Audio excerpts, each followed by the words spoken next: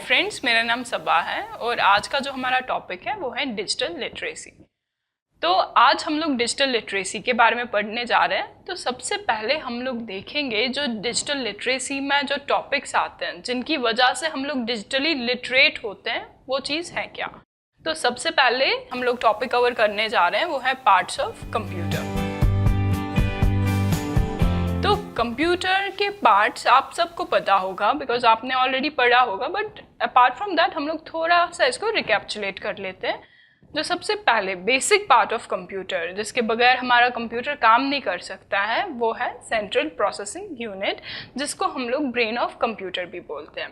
तो central processing unit से होता क्या है, as I already told you कि ये है ब्रेन ऑफ कंप्यूटर। तो दैट मीन जो भी प्रोसेसिंग होता है, प्रोसेसिंग मीन जो भी हमारे काम करने वाली चीज़ें हैं वो हमारा CPU सेंट्रल प्रोसेसिंग यूनिट ही हैंडल करता है। Now another one is hard disk. Hard disk होता है क्या, it just a storage device. ये हमारा एक स्टोरेज डिवाइस है। जो भी हम लोग कंप्यूटर को फीड करते हैं, जो भी हम लोग डेटा कंप्यूटर को देते हैं, जो भी हमें इंफॉर्मेशन वहाँ से मिलती है वो सारा हमारा हार्ड डिस्क में सेव होता है। देन हमारा थर्ड पार्ट जो कंप्यूटर का है वो है मॉनिटर। मॉनिटर आप सब ने देखा होगा कैसा होता है, just like a TV screen, जिसको हम लोग विजुअल डिस्प्ले यूनिट भी बोलते हैं। ठीक है, तो इससे क्या होता है, मॉनिटर शोज अस जो भी हम लोग कंप्यूटर को इनपुट दे रहे हैं और जो भी हमें कंप्यूटर से आउटपुट मिल रहा है, those information we can easily see on our monitor।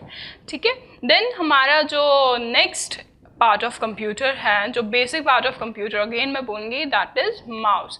Mouse हमारा अनदर पार्ट ऑफ कंप्यूटर है जिससे हम लोग कंप्यूटर को अपना इनपुट देते हैं। वेदर आपको कोई भी चीज़ कंप्यूटर को शेयर करनी हो, लाइक आपने कोई पिक्चर सेलेक्ट की, आपने अपना डेटा सेलेक्ट किया, आपने अपनी फाइल सेलेक्ट की, तो आप वो माउस के थ्रू करते हैं। देन सेकेंड वन इज जो हमारा नेक्स्ट वाला पार्ट ऑफ कंप्यूटर है वो है हमारा स्पीकर। स्पीकर हमारा एक आउटपुट डिवाइस की तरह है, वो हमें आउटपुट देता है। Like if you want to listen a music, अगर आपकी कोई ऑडियो फाइल है या वीडियो फाइल है, जो भी आपको उसमें कंटेंट होगा वो आप स्पीकर के थ्रू सुन लेते हैं। देन लास्ट वन हम लोगों का जो पार्ट ऑफ कंप्यूटर है वो है प्रिंटर। प्रिंटर से it's again an output device, जो भी आपको इन्फॉर्मेशन कंप्यूटर के थ्रू मिली and you want to share that information to some person, जो आपको हम लोग इसको प्रिंटर को मैं और अच्छे से आपको डिफाइन करना चाहूँगी। जो भी हमारे कंप्यूटर के अंदर मतलब इंफॉर्मेशन होती है, डेटा होता है, that is known as a soft copy, हम लोग उसे बोलते हैं। एंड प्रिंटर के थ्रू जो भी इंफॉर्मेशन हमें कलेक्ट होती है कंप्यूटर में वो हमारा होता है हार्ड कॉपी। तो दैट मीन्स प्रिंटर के through we get an hard copy from the computer. Then हमारा जो हम लोग थोड़ा बहुत डिफाइन करेंगे अनदर पार्ट ऑफ कंप्यूटर वो है कीबोर्ड। विदाउट कीबोर्ड हमारा जो कंप्यूटर इट्स टोटली इनकम्प्लीट। हम लोग अपना डेटा नहीं दे पाएंगे, हम लोग अपना जो भी आपको इनपुट है वो आप नहीं दे पाओगे। तो कीबोर्ड में सबसे पहले जब भी हम लोग कीबोर्ड का नाम सुनते हैं तो हमें पता है it consist of various keys. बहुत सारी कीज़ होती है हमारे कीबोर्ड में। तो अब कीबोर्ड में कितनी कीज़ होती है ये हम लोगों को पता होना चाहिए। This is the basic thing. जब भी हम लोग कीबोर्ड को देखते हैं तो हमारे मन में एक सवाल आ जाता है, भाई इसमें कीज़ कितनी होंगी। तो एज वी नो और कीबोर्ड और standard keyboard consist of 101 keys. ठीक है, एंड जब हम लोग अपने कीबोर्ड की ओर देखते हैं इट्स नॉट द ओनली एक ही कीज़ सारी है, इट्स अ कैटेगराइज्ड कीज।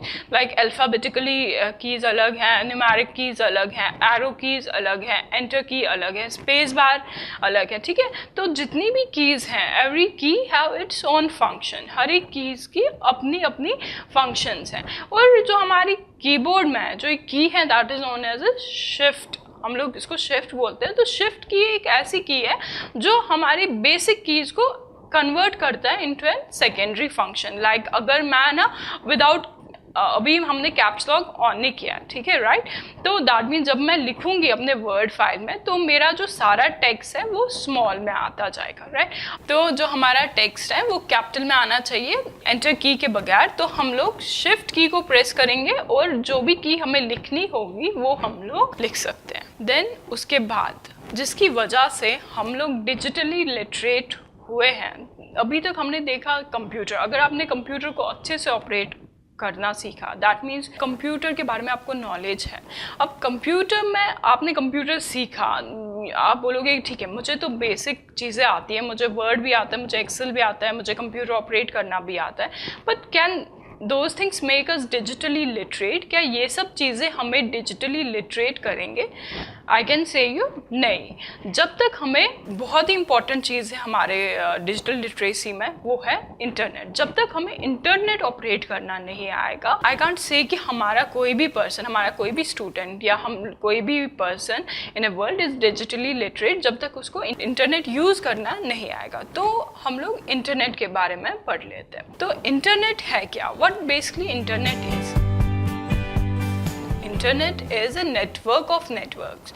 मतलब इंटरनेट एक ऐसा मीडियम है, एक ऐसा ज़रिया है जिसकी वजह से हम लोग we can connect with the world, हम लोग लोगों के साथ कनेक्ट हो पाते हैं।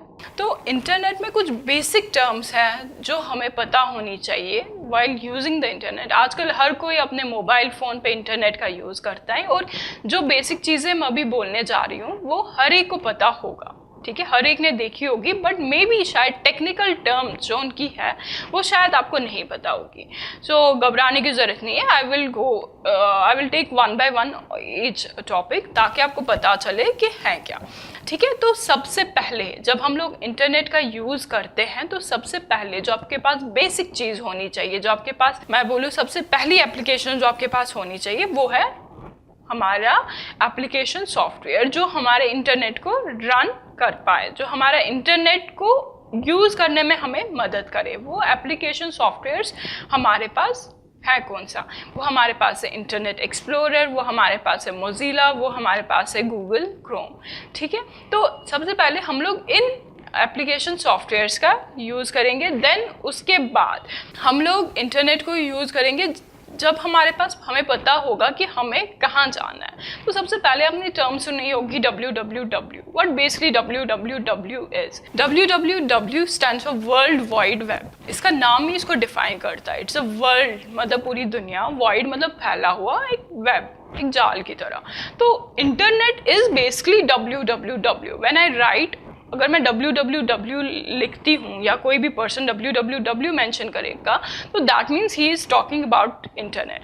तो हमारा जो वर्ल्ड वाइड वेब है, पूरे वर्ल्ड में जो फैला हुआ है, वो कौन सी चीज़ है जो पूरे वर्ल्ड में फैली हुई है? Obviously there is an internet. अगर मुझे अब अपने फ्रेंड से बात करनी हो and he is in London या किसी भी जगह हो, सो इंडिया के किसी भी पार्ट में हो, सो आई कैन ईजिली मैसेज करना हो तो मैं इंटरनेट का ही यूज़ करूँगी। तो इंटरनेट एक ऐसा सोर्स है जो पूरी वर्ल्ड में फैला हुआ है। दैट इज़ द रीज़न हम लोग इंटरनेट को हम लोग एक शॉर्ट फॉर्म में कहते हैं world wide web. It's a technical name, I can say it's simply an technical name of internet जो पूरी दुनिया में फैला हुआ है। तो सबसे पहला पार्ट हमारा है इंटरनेट को जब हम लोग लिखते हैं, जब इंटरनेट को हम लोग बोलते हैं तो हमारे माइंड में आता है www, that stands for world wide web.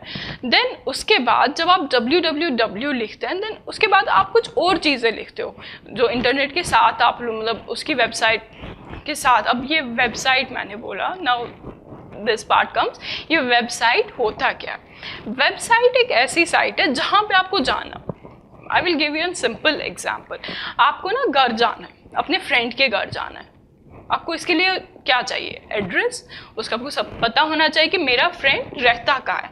Same is the case, अब मुझे इंटरनेट को यूज़ करना है and I want to open the site of any university. मुझे किसी यूनिवर्सिटी की साइट खोलनी है, मुझे किसी PMKK DDU-GKY सेंटर की इंफॉर्मेशन चाहिए। तो सबसे पहले मुझे पता होना चाहिए कि PMKK या DDU-GKY की साइट है क्या, उसका एड्रेस है क्या, जहाँ पे मुझे इंटरनेट मदद करेगा वहाँ पे जाने तक, ठीक है।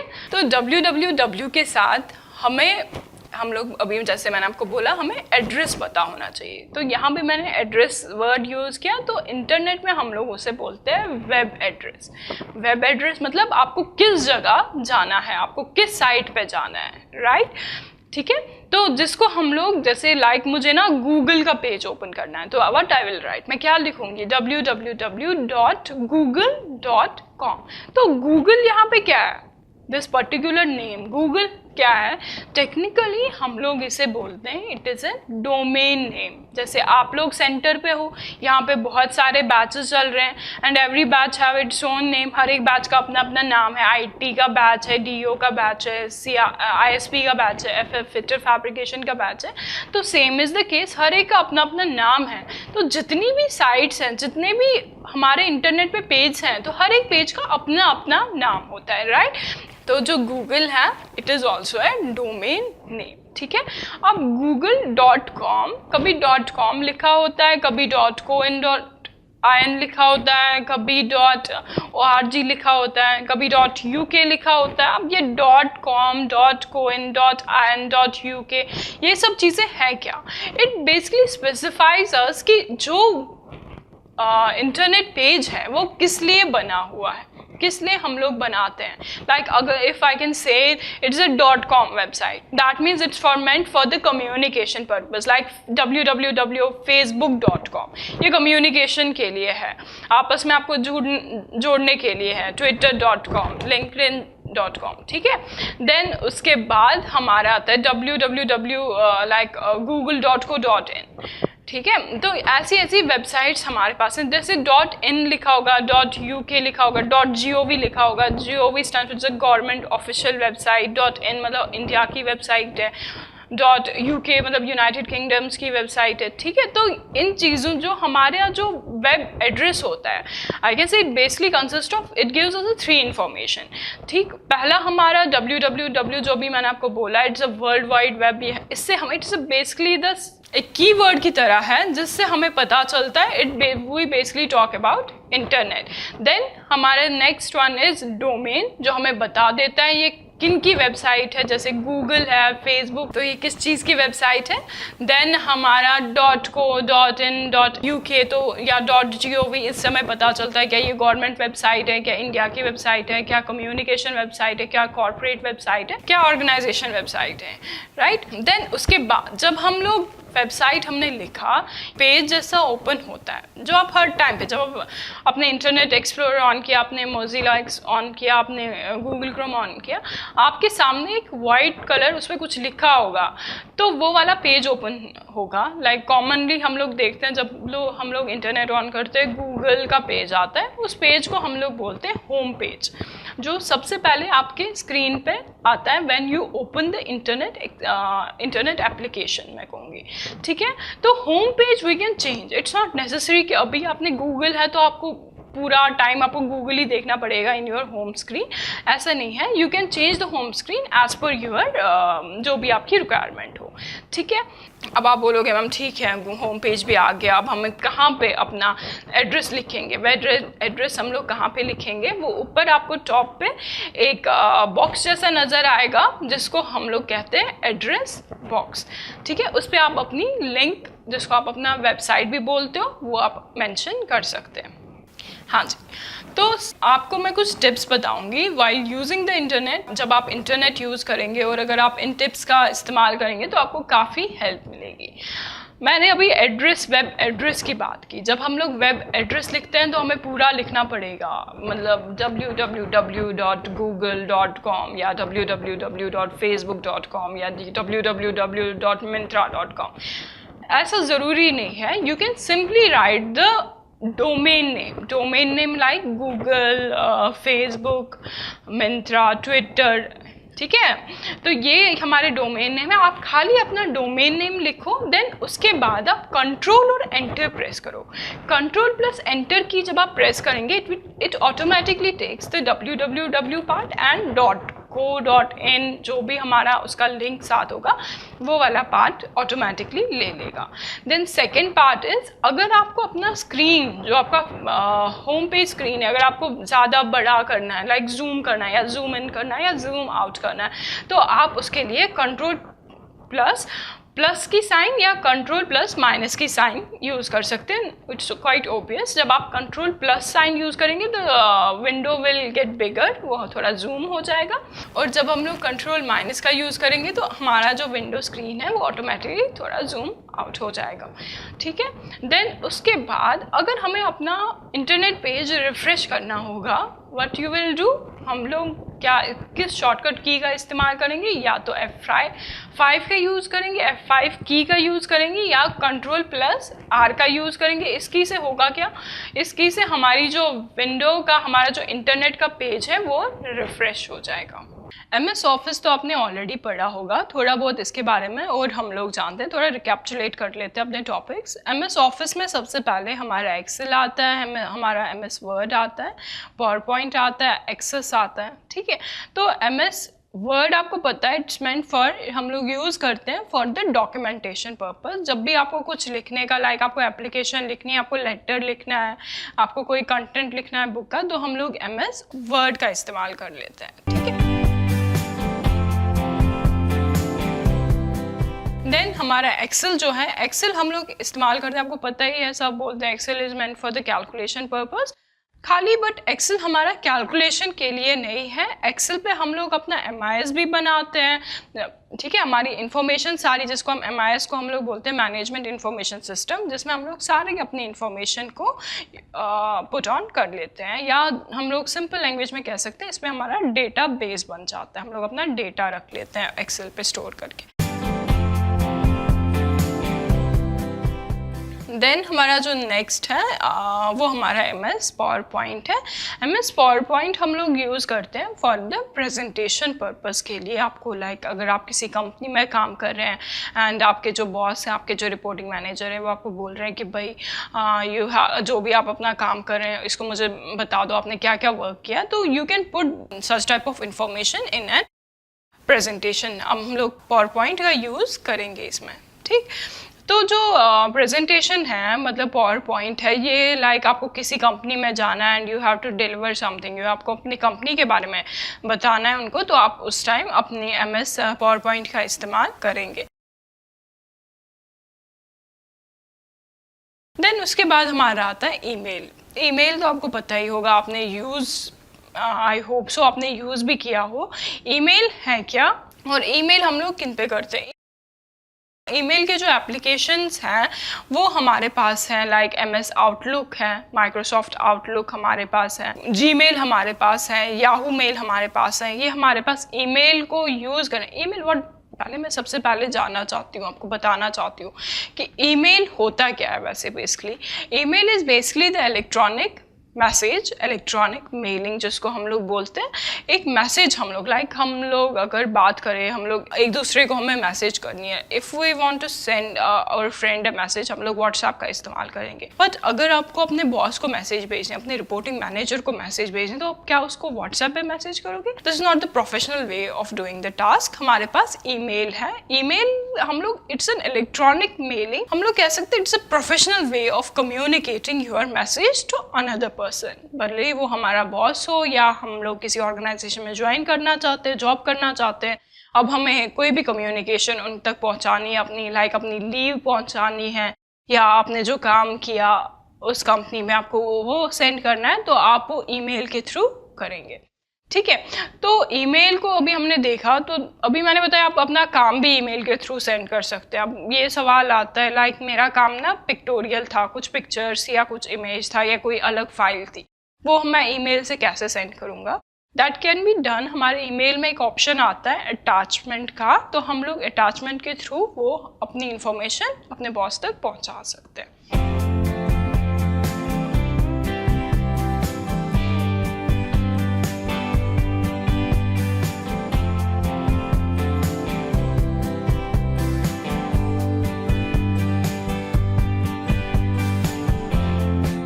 क्या हेल्पफुल टिप्स हैं हमारे पास जो हम लोग अपने ईमेल के दौरान यूज़ कर सकते हैं? जो भी हमारे इंपॉर्टेंट मैसेज हैं, हम लोग हमारे पास ईमेल में एक ऑप्शन आता है इंपॉर्टेंट, वो हम लोग एज एन इम्पॉर्टेंट मार्क करेंगे।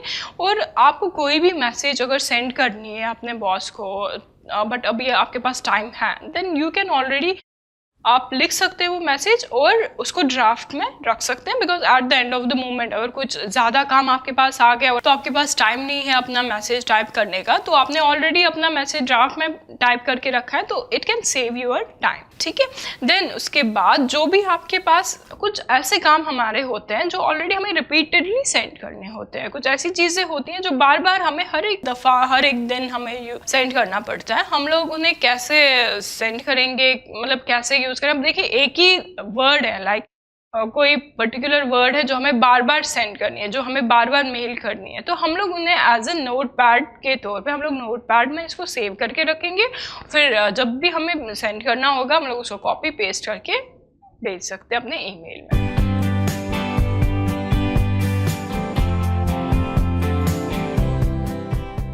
नेक्स्ट इम्पॉर्टेंट पार्ट है डिजिटल लिटरेसी का। जब आपके पास ये सारी इन्फॉर्मेशन आपके पास होगी, जितना भी अभी तक हमने देखा, हमने कंप्यूटर के बारे में पढ़ा, वेदर हमने MS ऑफिस के बारे में पढ़ा, वेदर हमने ईमेलिंग के बारे में पढ़ा, when you have all this information, जब आपके अच्छे से आपको ये सब चीज़ें पता होगी, तब आप another part of digital literacy है, तभी आप उसका सही ढंग से इस्तेमाल कर पाएंगे। वो हमारा है e commerce.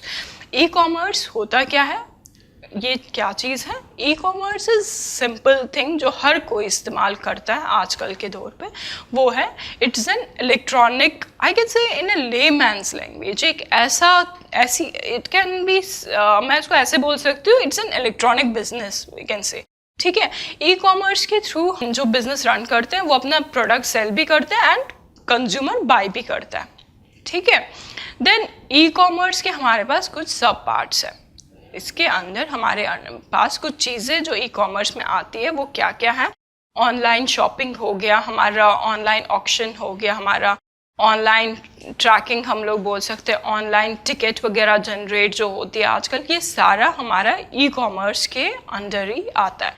So in short, e commerce is the process. E commerce एक ऐसा सिस्टम है जिसमें हम लोग इलेक्ट्रॉनिक वे से अपना बिजनेस को रन कर सकते हैं।